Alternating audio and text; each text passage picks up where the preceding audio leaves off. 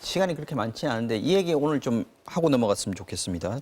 지금 재외선거 사무가 계속해서 중단이 되고 있고 지금 보면은 40개국의 65개 공간에서 더 이상 재외선거 사무를 볼 수 없다. 지금 이렇게 중단이 됐어요. 이렇게 되면 재외선거 자체가 안 되는 거고 이렇게 되면 선거권 자체를 방해하는 거 아니냐, 침해하는 거 아니냐 이런 얘기들 나오는데 이거 아이디어가 없겠습니까? 참 이게 한계가 있는 것 같아요. 지금 우리가 지난 19대 총선 때부터 이제 2012년부터 재외선거가 됐지 않습니까? 네.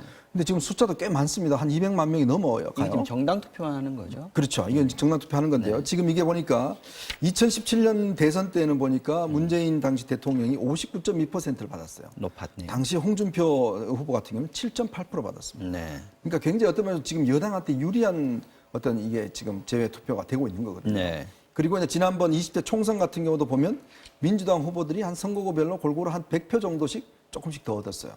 이제 그런 상황으로 보면 지금 저렇게 재외 투표 지금 왜냐하면 지금 미국이나 이런 데는 아예 이동을 못하게 하거든요. 코로나19 때문에. 네, 그러니까 이게 아주 이제 정말 생각할 수 없었던 상상할 수 없었던 상황이 이제 벌어지다 보니까 이런 현상이 일어나는 것인데 모르겠습니다. 이건 앞으로 어떤 면에서 보면 이건 기본권에 대한 문제이기 때문에 그러니까요. 다른 방식의 좀 저는 투표 방식도 도입해야 되지 않나는 생각도 듭니다. 8만 5천 명 정도가 참여를 못한다. 지금 이렇게 집계가 되고 있어요. 지금 현재 집계가 그렇고요. 네. 앞으로 더 코로나19 늘어날 수 상황이 있겠죠. 악화되면은 더 아마 선거 사무를 중단하는 그런 재외 공간들이 늘어날 가능성이 있거든요. 만만치 않은 숫자인데요, 사실은요. 네, 그렇죠. 그리고 무엇보다도 헌법상 권리를 지금 포기해야 되는 상황이 되는 건데, 그건 네. 사실 그건 어떤 비용을 치른다 하더라도 그 헌법상 권리를 보장하기 위해서 해야 할 의무가 있거든요, 국가기관은.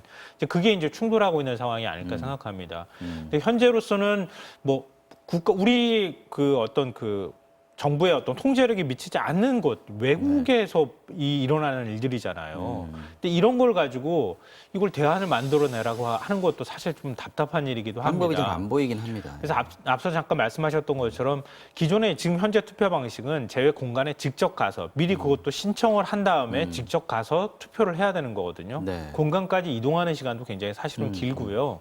그래서 거소 투표를 하는 방법들이 대안으로 또 얘기가 되고 있는 상황이거든요. 그러니까 우편으로 투표할 수 있는 권리를 좀 달라 이렇게 얘기를 하고 있는데 그건 또 법상으로 막혀 있어요.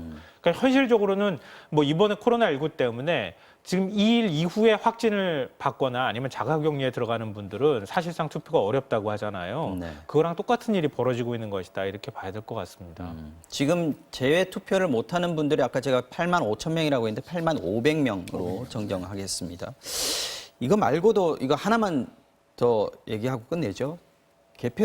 투표율 자체가 낮을 것이다. 코로나19 때문에. 이거 좀 선관위에서 뭔가 아이디어를 내야 되는 거 아니냐 하는 목소리들이 있는데. 그래서 지금 이번 같은 경우는 이제 우리 역대 선거 투표를 보면요. 지난 20대 총선 같은 경우는 58%였습니다. 그다음에 19대 같은 경우는 54.2%였거든요. 총선이 좀 낮긴 하죠. 그러니까 조금씩 이제 상승하던 기류였어요.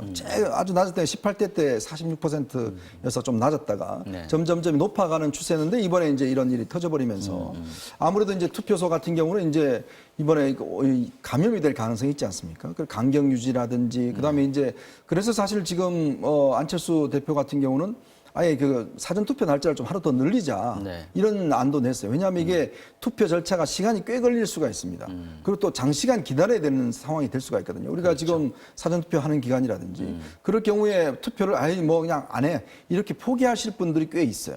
그것도 자기 감염 우려 때문에 안 나가신 분도 계시고. 그렇죠. 이제 그런 상황이기 때문에 좀 투표 날짜를 늘리는 문제는 뭐 지금 당장은 어렵겠습니다만은 그러나 여러 가지 투표소에 대한 어떤 안전 검역이라든지 또 이런 등등의 좀 더 투표를 좀 쉽게 할 수 있는 안심시킬 수 있는 거.